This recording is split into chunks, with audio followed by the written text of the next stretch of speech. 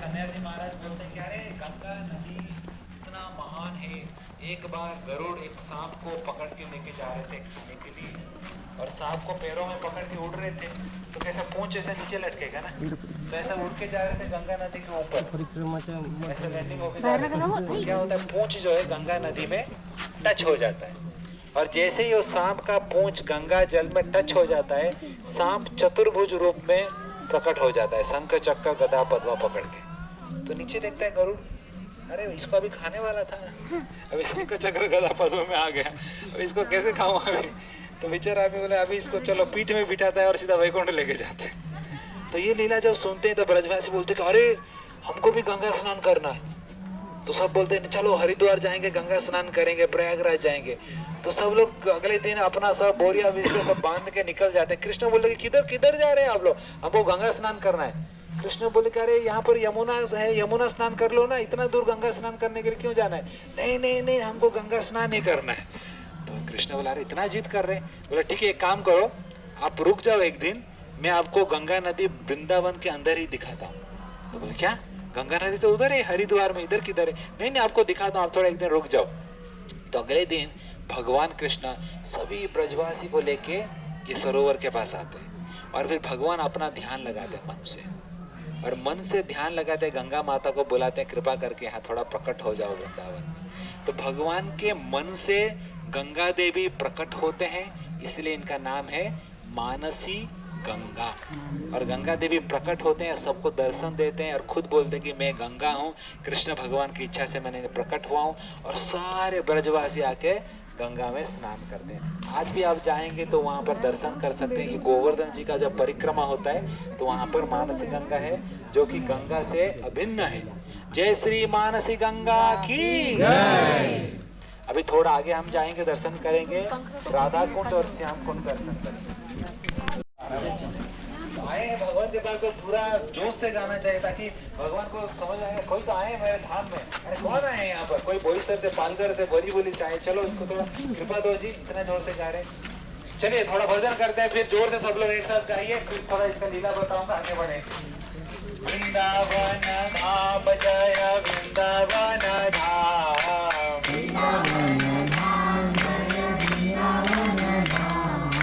गिरि गोवर्धन जय गिरि गोवर्धन,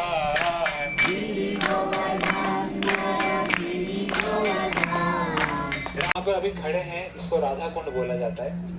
तो मथुरा धाम में शास्त्र में वर्णन किया गया है कि सभी धामों में से मथुरा धाम सर्वश्रेष्ठ है, और उस मथुरा धाम में वृंदावन जो है 12 वन रहता है, उसमें से एक वन है वृंदावन, और उस वृंदावन में गोवर्धन पर्वत सर्वश्रेष्ठ है। और उस गोवर्धन का जब परिक्रमा करते हैं तो राधा कुंड सबसे सर्वश्रेष्ठ माना गया, जहाँ पर अभी आप खड़े। तो ऐसा क्या है राधा कुंड में जो इतना सर्वश्रेष्ठ माना गया। तो एक छोटा सा लीला मैं उसमें बताना चाहता हूँ, आप लोग लीला सुनने के लिए इंटरेस्टेड है? यस। तो देखिए एक बार कृष्ण को मारने के लिए कंस मामा अलग अलग खिलौने भेजते थे, पता है आपको? मामा भेजते ना भांजे को खेलने के लिए, तो कृष्ण को भी खेलने के लिए अलग अलग प्रकार के राक्षस भेजते थे कंस मामा। तो कृष्ण खेलते थे, मन भर गया तो उसको तोड़ देते थे, फेंक देते थे। तो एक प्रकार का एक राक्षस था, उसका नाम था अरिष्टासुर। अरिष्टासुर में से बुल डीमन, एक बैल के भांति आया था। इतना बड़ा राक्षस था, उसका जो पीठ है बादल को टच कर रहा था, इतना हाइट था उसका, इतना भारी भरकम था। दौड़ के आता है वृंदावन के अंदर, और जैसे वो दौड़ के आता है पूरा वृंदावन में ऐसा अर्थक्वेक जैसा फील होता है, गायों का मिसकैरेज हो जाता है, पूरा सब हिलने लगता है, बिल्डिंग टूटने लगता है। तो कृष्ण को बहुत गुस्सा आता है कि कौन है राक्षस। कृष्ण बोलते क्या तुम्हें क्या चाहिए, क्या मुझे तुम्हें मारना है, तो मुझे अगर मारना है तो मुझे चैलेंज करो ना, पूरा वृंदावन में क्यों इधर उधर परेशान कर रहे हो। और गुस्सा हो जाता है, क्या बोला, चलो सामने खड़े हो जाओ। और दोनों के बीच में ऐसा घमासान युद्ध होता है। और बैल कैसे मारता है, पीछे जाता है, दोनों सिंह को ऐसा करता है, पॉइंट कृष्ण के सामने, दौड़ के आता है कृष्ण को मारने के लिए। और जैसे ही कृष्ण के पास आता है, कृष्ण क्या करते हैं, उसके सिंह को पकड़ते हैं, ऐसे घुमाते हैं और पीछे फेंक देते हैं। जाके पीछे गिरता है, उठता है और गुस्सा हो जाता है, और नाक से धुआं निकलता है, नाक सब लाल लाल हो जाता है, और ऐसा पॉइंट करता है, दौड़ से आता है कृष्ण को मारने के लिए। इस बार कृष्ण फेंकते नहीं, क्या करते हैं, वो देखा है आपने नदी में कभी धोबी कपड़े धोते हैं कैसे पत्थर के ऊपर, तो उसके सिंग को पकड़ते हैं भगवान और ऐसे उसको कचाड़ते हैं, उधर पटकते हैं, ऐसा 3-4 बार पटकते हैं और उधर ही उसका राम राम सत्य हो जाता है, मर जाता है। तो सब गोपियां देख रहे हैं जिनके सामने मार रहे हैं। तो कृष्ण बोले देखा मार दिया उसको। तो बोले क्या मार दिया, तुमसे बातें नहीं करना हमको। बोले अरे क्या हो गया। बोले कि तुम्हें गौ हत्या का पाप लगा है। बोले गौ हत्या, अरे राक्षस है कौन सा गौ हत्या। बोले जो भी था हमको पता नहीं, लेकिन गौ जाति का शरीर लेके तो आया था ना, तो आपको गौ हत्या का पाप लगा। तो क्या करे फिर अभी करना क्या है। बोले कि संसार में जितने सारे तीर्थ नदियां हैं, हर नदी में जाके आपको स्नान करके आना पड़ेगा। बोले तो सब लोग हंसने लगे, अभी मजा आएगा। कृष्णा भी तीर्थ यात्रा में निकलेंगे नदी में स्नान करने के लिए। कृष्ण बोले कि अरे मैं थोड़ी जाऊंगा स्नान करने के लिए हर नदी में, हर नदी को इधर बुला के लेके आऊंगा। तो कृष्ण क्या करते हैं, अपने पैर से एक जोर से नीचे लात मारते हैं, बहुत बड़ा गड्ढा बन जाता है। और फिर कृष्ण एक ऑर्डर जारी करता है, रिजोल्यूशन, 5 मिनट में जितने सारे तीर्थ नदियां हैं इस संसार में, यहाँ पर सब हाजिर हो जाए। 5 मिनट में गंगा, यमुना, सरस्वती, नर्मदा, गोदावरी, कावेरी सब नदी लाइन में खड़े हो जाते हैं। बोले प्रभु क्या आदेश है। कृष्ण बोले कि हमको आपके नदी में स्नान करना है, ऑर्डर दिया है मेरे सब गोपियां। तो कैसे करेंगे, एक कुंड बनाया हो, सब लोग आओ अपना अपना इंट्रोडक्शन दे दो और अपना अपना पानी अंदर डाल दो।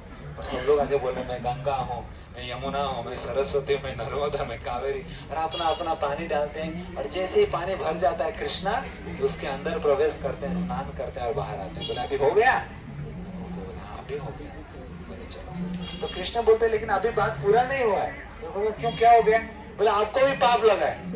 बोले हमको कौन सा पाप लगा है। बोले आपने एक राक्षस को सपोर्ट किया है, ये अरिष्टासुर एक राक्षस था ना, आपने उसको सपोर्ट किया है, तो इसलिए आपको भी पाप लगा है, आपको भी स्नान करना पड़ेगा। तो हमको भी करना पड़ेगा, हाँ तो आपको भी पाप लगा है। तो फिर राधा रानी बोलते ठीक है ठीक है, हम क्या करेंगे ना, अरिष्टासुर का जो खुर से गड्ढा बन गया था, और बोले कि हम अपने कंगन से उसके बीच में खोदेंगे और फिर मानसी गंगा से मटका में पानी लाके भरेंगे और स्नान करेंगे। तो सब गोपियां लग जाते हैं सुबह से, राधा रानी उनके लीडर है, सब अपना अपना कंगन निकाल के खोदना चालू करते हैं। इसलिए आज भी आप जाएंगे राधा कुंड का पानी जब निकलता है, आप देखेंगे बीच में एक छोटा सा कुंड है जिसको कंकन कुंड बोला जाता है। छोटा सा कुंड है जो कि गोपियां खुद अपने हाथों से खोदते हैं, और खोदने के बाद सब चेन बनाते हैं और मटके से मानसी गंगा का पानी लेके डालना चालू करते हैं। सुबह से डालते डालते शाम हो जाता है, पानी भर ही नहीं रहा, जितना भी मटके में पानी डाल रहे हैं, बेचारे परेशान हो जाते हैं, पसीना छूट जाता है डालते डालते।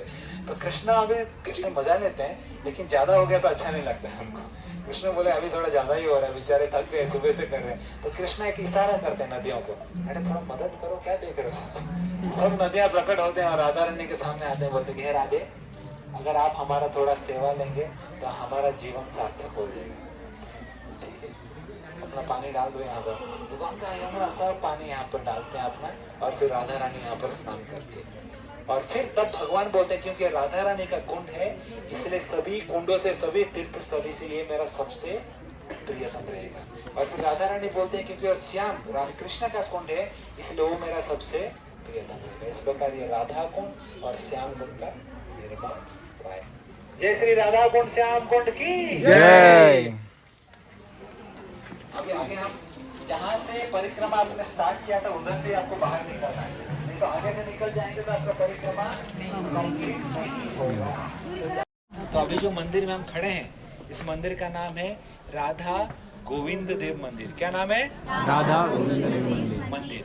तो 7 मंदिर में से मैंने एक मंदिर में लिया था अंदर आपको प्रभुपाद जी का रूम में, उस मंदिर का नाम क्या है? राधा दामोदर मंदिर था वो। ठीक है, बाकी और है मंदिर, लेकिन छोटा छोटा मंदिर है, बड़ा ग्रुप है, इसलिए अंदर आप सबको एक साथ नहीं ले सकते। ये बड़ा मंदिर है, इसलिए यहाँ पर मैंने आपको दर्शन के लिए लेकर आया। तो इस मंदिर का लीला के बारे में 1-2 मिनट में बताऊंगा कि मंदिर कैसे निर्माण हुआ है और इसका इतिहास क्या है मंदिर के पीछे। सुनना चाहते हैं आप? ओके, तो सुनिए। तो राधा गोविंद, और इसके बाद फिर जिनको मैं मंत्र मेडिटेशन के लिए पूछ रहा था, मंत्र मेडिटेशन आपको सिखाऊंगा। ठीक है, फिर आप लोग फ्री होकर लंच के लिए जा सकते हैं, 12:30 से लंच चालू हो जाएगा। तो देखिए ये मंदिर जो था, रूप गोस्वामी उनको पता था कि राधा गोविंद विग्रह थे, लेकिन वो गुम हो गए थे। तो उनको बहुत ढूंढ रहे थे, ढूंढते एक दिन वो रो रहे थे बहुत कि किधर है राधा गोविंद। और उन्होंने देखा कि एक गाय आ रही है हर रोज और एक एंट हिल रहता है ना, चींटी का जो एंट हिल उसका घर, उसके ऊपर दूध डाल रही है और गाय चली जा रही है। एवरीडे ऐसा हो रहा है। बोले कि हर रोज आके गाय यहाँ पर दूध क्यों डाल रही है। तो एक दिन वो जाते हैं वहां पर और उसको धीरे से निकालने के लिए प्रयास करते हैं, और जैसे उसको निकालते हैं ऊपर राधा गोविंद जी का सर दिखता है ऊपर से। और फिर सब ब्रजवासियों का लाके वो खोदना चालू करते हैं और सुंदर सा विग्रह का उनका दर्शन होता है। सामने से अंदर नहीं जाएंगे क्योंकि बहुत छोटा, यहाँ से देख सकते हैं राधा गोविंद जी का विग्रह। होने के बाद सब देखेंगे, नहीं तो कथा करने के बाद। तो राधा गोविंद जी का विग्रह उनको मिलता है और उनका पूजा करते हैं। लेकिन ऐसे ही पूजा चल रहा था, फिर समय चलता आगे, जीव गोस्वामी उनका पूजा कर रहे थे। और ये समय रहता है जब अकबर राजा थे दिल्ली में। तो एक दिन का ऐसा लीला होता है कि अकबर की जो पत्नी थी जोधाबाई, वो हिंदू थी, और इसके कारण अकबर को थोड़ा सनातन धर्म के प्रति उसका थोड़ा रिजर्व भी था थोड़ा, इसलिए कभी ज्यादा हिंदू मंदिर को उसने तोड़ा नहीं था अकबर। तो वृंदावन में बीच बीच में घूमने के लिए आता था, गंगा यमुना के पास हमेशा वो टहलने के लिए आता था। इसलिए प्रयागराज में देखेंगे जहाँ संगम है वहां पर ही अपना रेड फोर्ट उसने बनाया है, बहुत बड़ा फोर्ट बनाया है। तो एक दिन उसके दरबार में एक विवाद चल रहा था कि गंगा नदी सर्वश्रेष्ठ है या यमुना नदी सर्वश्रेष्ठ है। तो अकबर बोलता है कि हमको तो लगता है यमुना नदी सर्वश्रेष्ठ है, क्योंकि वृंदावन में बहुत सारा हम जाते हैं, लीला देखते हैं, यहाँ पर सुने। तो पंडित जी बोला, रहे तुम्हें क्या पता है, गंगा नदी सर्वश्रेष्ठ है, भगवान का चरण कमल से निकलता है। बोले ऐसा है क्या, लेकिन मैं तो वृंदावन में ऐसा सुना था यमुना सर्वश्रेष्ठ है। बोले कि जाओ वृंदावन के जो गोस्वामी उनको लेके आओ, भेजता है अकबर। तब वृंदावन के गोस्वामी थे जीवो गोस्वामी, उनको बोलते कि आपको अकबर जी बुला रहे हैं रेड फोर्ट में, दिल्ली में आइए। बोले कि हमने प्रतिज्ञा दिया है, हम वृंदावन छोड़ के किधर नहीं जाएंगे, हम नहीं जाएंगे। बोले अरे महाराज आपका प्रतिज्ञा जो है, लेकिन आपको पता है किस लिए बुला रहे। बोले किस लिए, आपको बताना है कि किस प्रकार यमुना नदी सर्वश्रेष्ठ है। बोले अरे इसके लिए बुला रहे हैं क्या। बोले ठीक है फिर मैं चलता हूँ, लेकिन मैं सूर्यास्त से पहले आ जाऊंगा। बोला हम आपको पहुंचा देंगे, चिंता मत कीजिए। तो जीव गोस्वामी को वृंदावन से दिल्ली लेके आते हैं अकबर जी के दरबार में। और यहाँ पर पंडित जी बैठे हैं, यहाँ पर जीव गोस्वामी बैठे हैं, दोनों के बीच वाद विवाद होता है। पंडित जी बोलता है अरे गंगा नदी तो भगवान के चरण कमल से निकलती है और इतना दूध की तरह सफेद है, उनसे सर्वश्रेष्ठ क्या हो सकता है। तो जीव गोस्वामी बोलते कि आप बिल्कुल सही बोल रहे हैं, भगवान के चरण कमल से निकलते हैं, इसलिए दूध की बात ही सफेद है। लेकिन आपको पता है यमुना नदी कहाँ से निकलते हैं। तो बोले कि यमुना, बोले यमुना नदी का रंग कैसा है। यमुना नदी का रंग कैसा है, काला है। गंगा का रंग सफेद है, यमुना का रंग काला है, उल्टा है। तो बोले कि काला रंग क्यों है। बोले कि काला क्यों है। बोले कि भगवान कृष्ण का रंग कैसा है, काला। तो भगवान कृष्ण जब वृंदावन में अपना लीला कर रहे थे, और यमुना नदी देखो वृंदावन का परिक्रमा करती है, तो भगवान कृष्ण अपने लीला जो अंतरंग लीला लेता है गोपियों के साथ, राधा रानी के साथ, वो यमुना के अंदर प्रवेश करके करते थे। और भगवान यमुना नदी को इतना प्रेम करते थे कि आपका उनका खुद का शरीर का कांति यमुना देवी को दिया था। और इसीलिए यमुना देवी का रंग भगवान श्याम वर्ण है, भगवान शरीर का रंग उनको दिया था, इसलिए काला है। और यमुना और कोई नहीं है, भगवान कृष्ण के पटरानी है। इसलिए देखो द्वारका में 16,108 रानी में से एक रानी कौन है, यमुना है, कालिंदी देवी उनका नाम है। तो सोचो ये कौन है, भगवान का खुद का पटरानी है यमुना। और जब ये पता चलता है सब लोग चुप हो जाते हैं, ये तो पता नहीं था हमारा भगवान का पटरानी। और फिर ये साबित हो जाता है कि यमुना देवी सर्वश्रेष्ठ है। तो अकबर बहुत खुश हो जाता, बोले कि अरे गोस्वामी जी मांगो, कुछ खुश कर दिया आपने। तो बोले कि अरे मैं तो बाबा जी सन्यासी, मुझे क्या चाहिए, हमें कुछ नहीं चाहिए। बोले कुछ तो मांगो। तो बोले ठीक है। तब जीव गोस्वामी शास्त्र लिख रहे थे, और उस समय खाली जो कागज रहता था राजाओं के पास रहता था, और ये सब अपने पत्ते को सुखा के उनको लिखना पड़ता था, बहुत टाइम जाता था।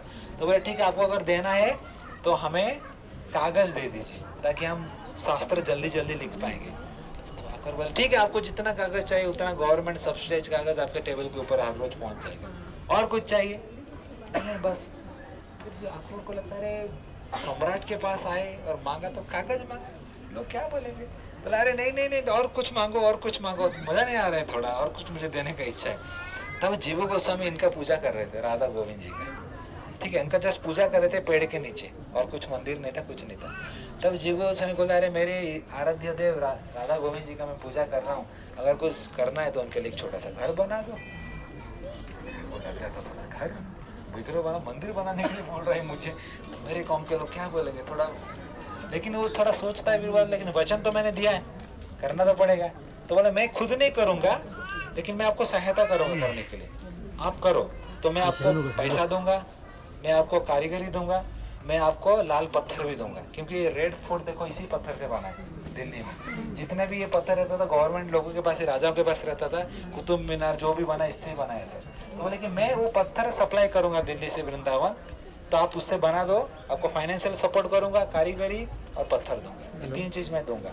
और तब अकबर का जो मंत्री था राजा मान सिंह थे, और मान सिंह एक हिंदू राजा थे, तो उनके माध्यम से अकबर ने पूरा सपोर्ट किया जीव गोस्वामी को। पहली बार इतिहास में ये लाल पत्थर वृंदावन के अंदर प्रवेश हुआ 17वीं सेंचुरी में, उससे पहले 16 समथिंग, और ये सुंदर सा भव्य मंदिर बना। और जब मंदिर बना तो जीव गोस्वामी बोले कि अकबर ने इतना कुछ हमारे लिए मदद किया, तो हमारा भी फर्ज बनता है थोड़ा कुछ उसके साथ कॉम्प्रोमाइज करे, ताकि उसका भी ज्यादा कुछ प्रॉब्लम ना हो। तो देखो मंदिर का कारीगरी देखेंगे बाहर एक तरफ से, तो एक मस्जिद की तरह निर्माण किया गया, डिजाइन देखेंगे तो, लेकिन ऐसा हिंदू मंदिर में नहीं होता है, ये मस्जिद में ऐसा रहता है। तो ये पहला एक हिंदू मंदिर है जिसका बाहरी कारीगरी आर्किटेक्चर देखेंगे तो मस्जिद की तरह बनाया गया है। और ये मंदिर के अंदर लेकिन राधा गोविंद विग्रह का स्थापना हुआ है और उनका पूजा होता है। और ये इतना बड़ा मंदिर बना, कितना बड़ा मंदिर था कि अकबर अपने राज किला में उधर से बैठता तो मंदिर का शिखर दिखता था दिल्ली से वृंदावन। इस मंदिर के ऊपर 1600 किलो का एक घी का दिया लगाते थे हर रोज ऊपर, तो वहां से दिखता था, उसके घर से दिखता था। तो इस प्रकार ये इतना बड़ा मंदिर वृंदावन का सबसे बड़ा मंदिर तब का बना। लेकिन जैसे ही अकबर गया कुछ समय के बाद औरंगजेब जब आया, ये उल्टा खोपड़ी का था, तो एक दिन वो ऊपर से देखा कि इतना बड़ा दिया जल रहा है, कौन सा क्या है? तो बोले कह रहे एक मंदिर है, हिंदू मंदिर है, राधा गोविंद मंदिर है, आपके सब आगे लोग बनाए थे। तो बोले नहीं नहीं, मेरा बिल्डिंग के ऊपर कैसे कोई हिंदू मंदिर बड़ा हो सकता है, जाओ उस मंदिर को तोड़ो बोल के ऑर्डर देता है। और फिर बहुत सारे लोग आते हैं 17वीं सेंचुरी में, इस मंदिर के ऊपर अटैक होता है। और जैसे ही अटैक होता है उसके कुछ दिन पहले ही सब विग्रहों को लेके कहाँ लेके जाते हैं? जयपुर। मतलब जयपुर में राजा जय सिंह थे, जयपुर के अंदर मुगल लोग प्रवेश नहीं किए थे, तो प्रोटेक्टेड था। तो अभी जो राधा गोविंद का ओरिजिनल विग्रह है कहाँ पर है? जयपुर में है। मंदिर है वृंदावन में, लेकिन विग्रह है जयपुर। और राजा जय सिंह पूरा जयपुर का जो सिटी है उसको ऐसा डिजाइन करते हैं, राधा गोविंद मंदिर को सेंटर में रखते हैं। It is the first city in the whole world center around Radha Krishna. पूरा टाउन डिजाइन वैसे किया गया, राधा गोविंद मंदिर को सेंटर में रखते हैं। तो यहाँ पर दर्शन कर सकते हैं। और फिर जब औरंगजेब तोड़ना चालू करता है कि मंदिर देखो ऊपर फ्लैट है, इसके ऊपर एक बड़ा गोपुरम था, तो गोपुरम 4 माला का था, ये मंदिर अभी 3 माला का है। सोचो कितना हाइट रहेगा मंदिर का। तो गोपुरम को तोड़ते तोड़ते तोड़ते जब यहाँ तक आ जाता है, फिर उसका कुछ इमरजेंसी आता है तो उसको जाना पड़ता है और मंदिर को ऐसा ही छोड़ देता है। तो आज की तारीख में वृंदावन में जाएंगे, मंदिर का दर्शन आपको ऐसा होगा, ठीक है। तो सब लोग यहाँ से खड़े होके राधा गोविंद जी का दर्शन कर लीजिए। फिर दर्शन करने के बाद हम वहाँ पर जाएंगे, जिनको मंत्र मेडिटेशन सीखना है मैं आपको सिखाऊंगा, ठीक है। तो अंदर जाएंगे तो सर लगेगा, इसलिए बोल रहा हूँ। अंदर जाना तो नंबर होकर जाना पड़ेगा, तो यहीं से दर्शन कर लीजिए। मंत्र मेडिटेशन सीखना है तो मैं सब लोग यहाँ पर आके तो सिखाएंगे मंत्र मेडिटेशन।